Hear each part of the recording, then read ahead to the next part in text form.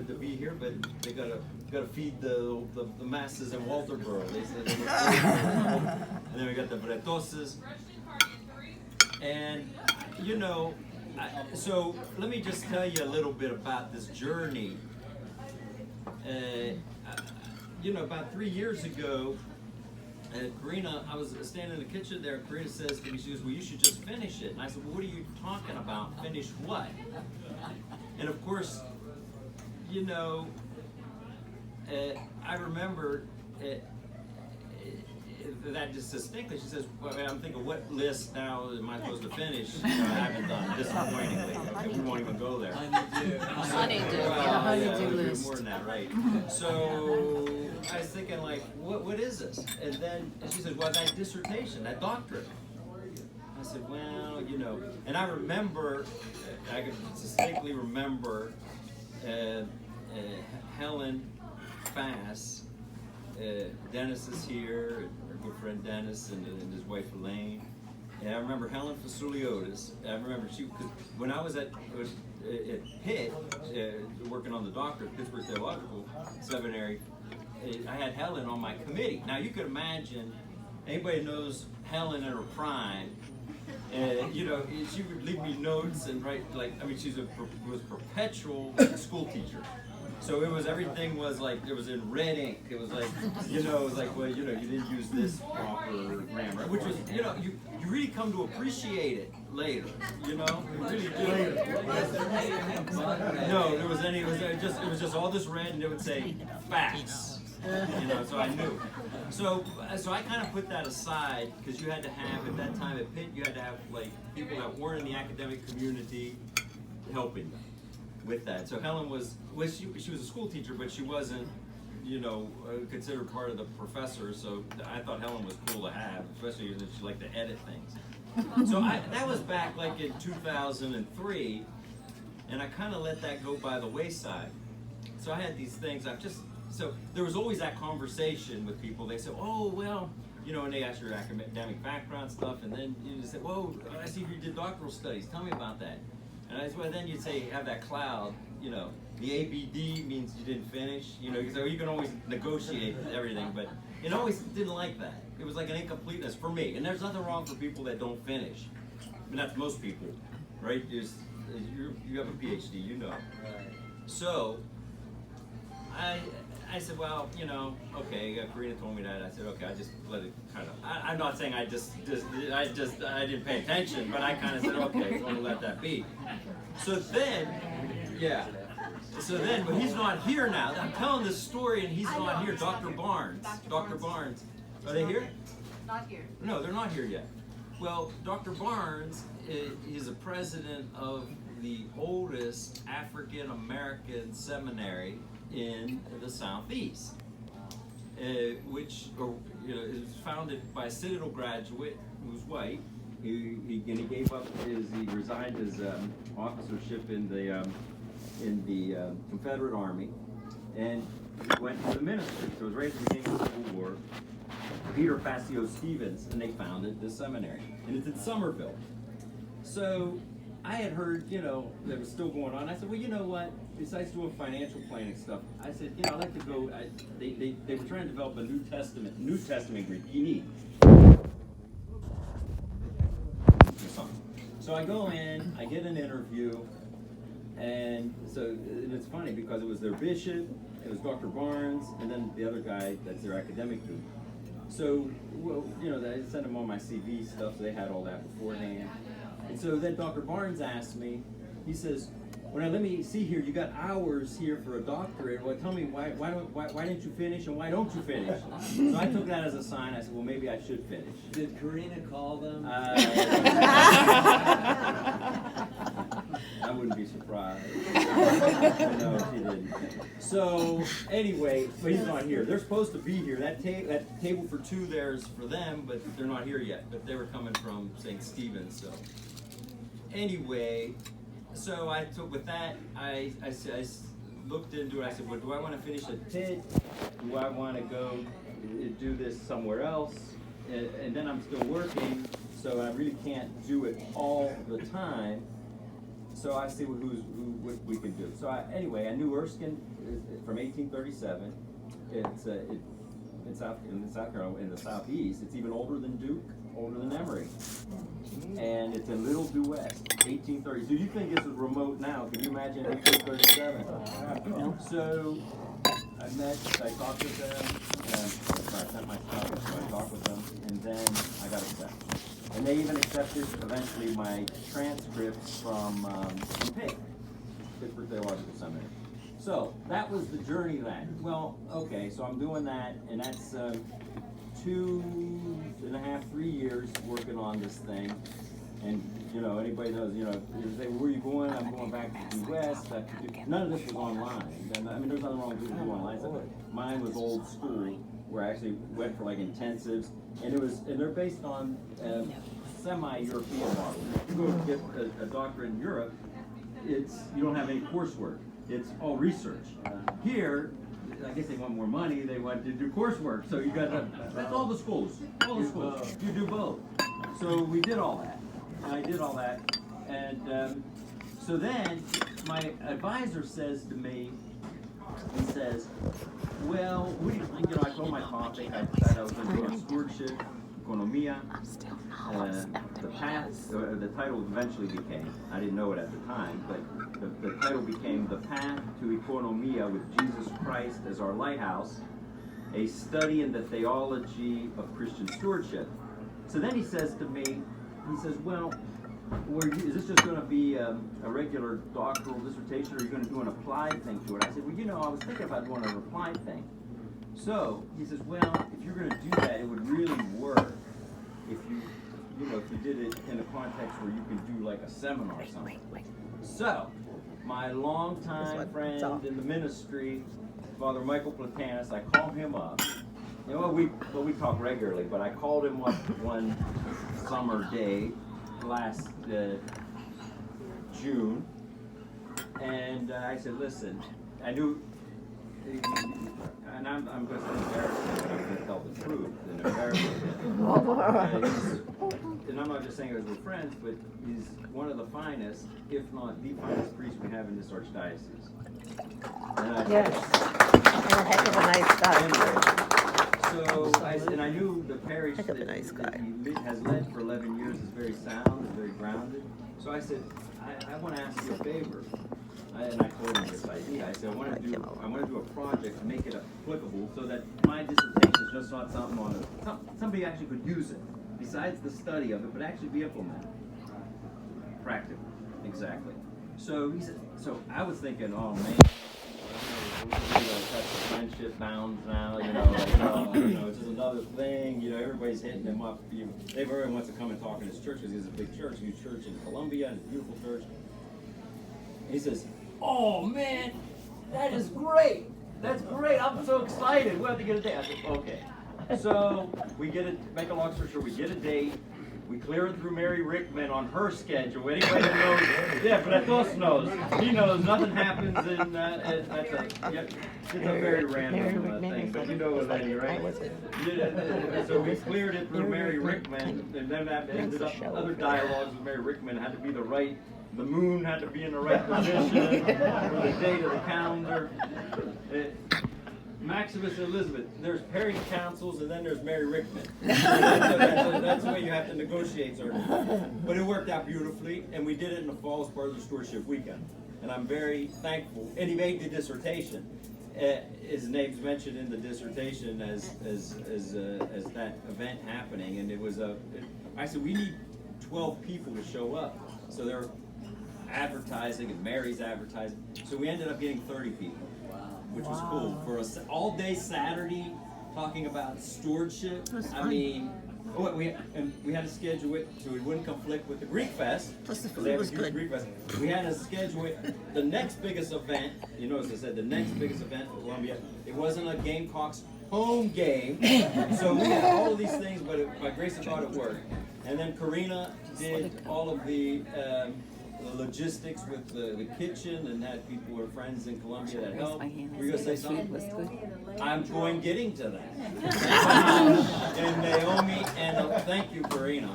And Naomi and Elaine drove up from Charleston for moral support and participated in this as well. And the food was good. Yeah, we came for the food. The But- food was good. Having said that, so I'm writing this dissertation, and like I gave Karina credit for putting this dinner together. We thought it was nice that we could do it the night before because tomorrow's crazy time. And you know, you go to these things and you get lost in the crowd, and dinner is always better than lunch. I'm sorry, it just is better. It's a more intimate thing. Friday night's cooler than Saturday afternoon. And we're not all tired and frenetic and everything. And so next to my advisor, Karina has read my dissertation like more than anybody with the editing. But there's one person in this room, just so if you ever write a dissertation, next to the content is the format. So our good friend Phil Sugger when I called him up one day, said, "Hey Phil, I need your help. About 2 months ago, I'm at the last stages of this thing." And Phil is Lazarus because I would keep the bread for dinner. I would keep the bread for dinner. 3-4 years ago, he had a I won't liver eat any of it, transplant. yeah. Not because he drank, but Somebody else because he was congenitally something wrong. He had a liver transplant, so he's probably thinking, "God, did you resurrect me for this? You know, to bring me to this." But he looked over that formatted the thing because there's this thing called Turabian they still use. And that's the style, and they're really picky about that, especially when you get to the book binding part. Am I blocking? Right? And so Phil came through on that, and I really appreciate that. So all of you have a history with me and with Karina, and one way or another, and we're just all happy that you're here. We're very pleased, and you know, at the end of the day, you know, you go from getting little notes from the fast, like don't do it's whom, it's not who. I got it. Fast. Yeah, everybody, you know, if you knew Helen in her prime, God bless her. Yeah. And if you don't know her in her prime, go visit her. She's there. She could use a visit. She's okay. She's okay. But anyway, so that's what I have to say. I hope I didn't miss anything. I mean, I was just saying, I know for many years that Pat Fatsakis came down. She's relocated in Myrtle Beach, but for many years she was up in Pittsburgh, and I knew her very well. Worked with her at the diocese in Pittsburgh. And just a fixture in the community. Even though she's not Greek, she is really integrated into the Greek community, and really was a fixture at the church and in the diocese. And there's so many. I mean, we were talking about Lenny, the work she does with Hellenic dance, and you know, I mean, anything I do, Sophia, you'll tell me later. Right? I'm going to say something. Say something, but loud. We got to hear you. Okay, so in light of stewardship, everybody that's here, you are all great Christian stewards. And you are in all of you, at Callie with the music and the kids, and Lenny. I mean, you can go through all of you. Barb and Phil, what you did formatting and putting up with him, you're safe. But everyone here, the us who work with me on the website, everyone is a great Christian steward, and you embody what he wrote in his doctoral dissertation.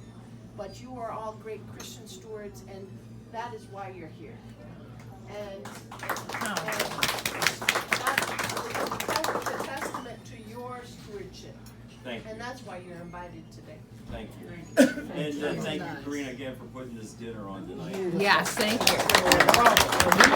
We do things multi-generationally because my mom's best friend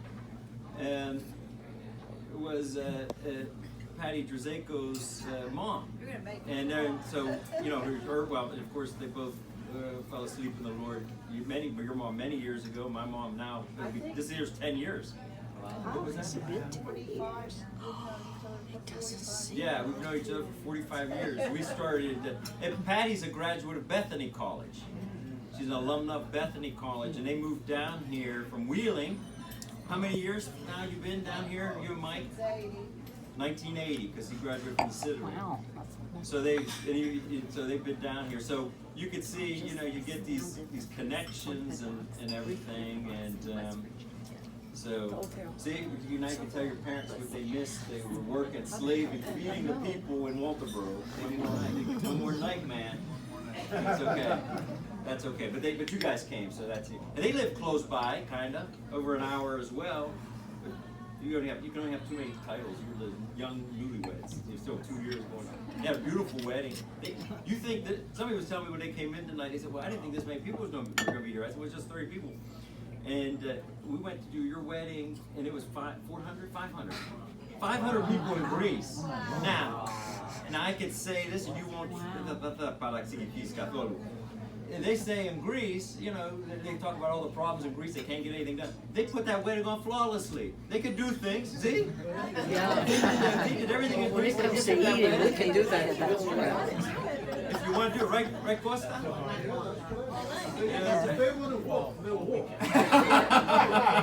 Remember the Olympics? Well, Rita was there. You last right? She was there.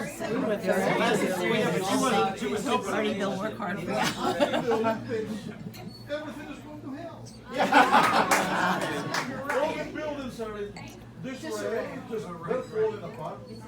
And taxi drivers were just great until the day after closing ceremony. Exactly right. Exactly right. And then they forgot to thank you and how can I help you? And you know, and I look back at the Lados there, and you know, there's some of our favorite people on the planet. We're just glad you came. Tim, Maria, Sophia, and Darius somewhere in the great. He's recovering from dental surgery. Yeah. So we excuse him. But I'm glad, you know, and our newer friends like Maximus and Elizabeth. So we're so blessed that everybody's here. I think that's about it. That I don't want to tire you out. But the bishop actually wanted to come tonight. But he's got, tomorrow he's got like 600 of his closest, well not so close friends, but they're coming tomorrow for a barbecue or Pasca Glendi over at the other city. It's going to rain, it's going to be muddy. So, you know, so anyway, but he was going to be here tonight, try to be here tonight, but he couldn't because he had people from New York that were coming in that he had needed to entertain over there. So he sent an email, and Father Michael's going to read it, and he's got a nice loud voice. I want to tell you one thing about Father Michael more. We just on our recent trip, we did a road trip together. We did the best road trip. Now, if we could go for 3 weeks without killing each other after a while, we went 2 weeks to Jerusalem in January. That was one of my concerns. I said, you know, I need to get this dissertation done by such and such a time, or else I won't be able to graduate. And then that would have been embarrassing, inviting you all here and nothing would have happened. And then and then I would have blamed him. Because he was hounding me. That would be amazing. Are you coming to the Holy Land with? Because he and Karina and the bishop had gone the year before. And so Maria said, you know, you need to go. So I agreed, and I said, well, so that was 3 weeks. I did not do my dissertation, work on it all. So, but it all worked out okay. I got it done after I got back. But it was such a blessing. 2 weeks in the Holy Land, and then we spent, just he and I, a week in Greece together. And I was thinking about in Nea Smyrni, as he has a house in Nea Smyrni, and his parents that originally had it there, and we're sitting on the rooftop of Nea Smyrni, and I was telling Despina, I said I had never been to that neighborhood until I had introduced that neighborhood, and all the times I've been to Greece. So it was a great thing, and it was like so for 3 weeks he's a good friend, and we didn't kill each other after 3 weeks. He wasn't, so we still take each other's phone calls. So you didn't get that tired. But anyway, would you read what the bishop wrote? Can we split our meals? Oh my Lord. Oh dear My Lord. dear John, That's not I enough greet food. you with love and joy in the name of our Lord and Savior Jesus Christ. As we prepare to begin the Lenten fast, I pray that you continue to receive our Lord's blessings now and always. First, allow me to congratulate you on the great accomplishment of achieving your doctorate. Truly, it demonstrates not only your abilities and diligence on an intellectual level, but also your devotion to your Orthodox Christian faith. Secondly, although I am honored to have received an invitation to your celebratory dinner, I regret that the annual Pascha picnic at our Diaconia Retreat Center will prevent me from attending. Please know, however, that though I am unable to be with you in person, you will be in my thoughts and prayers. I remain paternally yours with love in the Lord, Alexios, Metropolitan of Atlanta. Thank you. And then one more thing. People were asking me, well, when can you read the dissertation? Well, because even though I own the dissertation, Erskine, you signed an agreement to the copyright until they publish it for the binding, and then they release it in print first for their library, and in digital form through Trend, which will go digitally across the entire World Library, and also have that and wait for that to happen. Embargo and all that, and Atla and all that stuff. So the only thing I can read to you right now, and I'm glad to do, except Karina got to read it, Phil read it, believe me, they read it. But the only thing I will read to you, which I think to me in many ways kind of summarizes the whole thing, is this. And it's the dedication page. Oh. And I already gave you the title, I already told you what the title is, but the dedication page. This work is dedicated in memory of my mother, Lemoyna R. Panagiotou, who first taught me the true meaning of Christ's love, being a good steward, service to the church, and how to be a servant to others.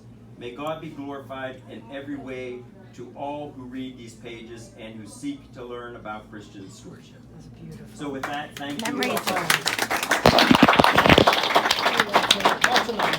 Memory eternal, John.